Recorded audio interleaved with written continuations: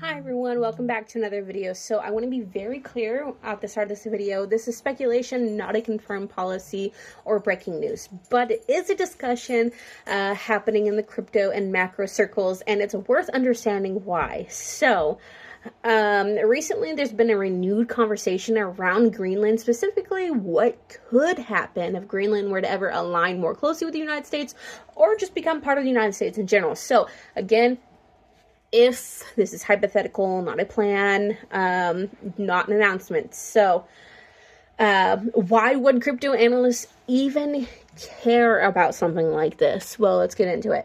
Because when you zoom out, Greenland checks a few boxes that matter a lot in the Bitcoin mining and long-term strategy. First off, there's climate. So, if your PC overheats, then your system's kind of just doomed, right? That's why we have fans on our PCs to help cool it down, unless you're like my husband, an extreme gamer, and then it gets overheated because he needs to get new parts for it.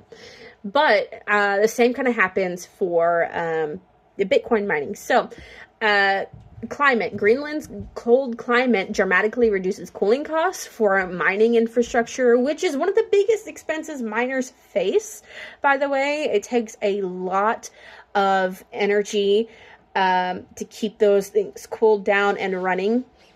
It takes a lot of energy to actually mine. So second is energy. Greenland has access to relatively cheap and stable energy, including renewable sources. Lower energy costs directly impact mining efficiency and long-term stability, which is what we were just discussing also within the climate part. So third is geographic diversification. So Bitcoin is the strongest when its hash rate is spread across multiple regions. Diversifying where mining happens reduces centralization risk and strengthens the network. And finally, one of the biggest things is strategy. Governments around the world, so it's not just the United States anymore, governments around the world are beginning to think long-term about Bitcoin, not as a trade, but as an asset. So, basically like how Trump wants to make Bitcoin part of the U.S. Currency rate as a digital asset.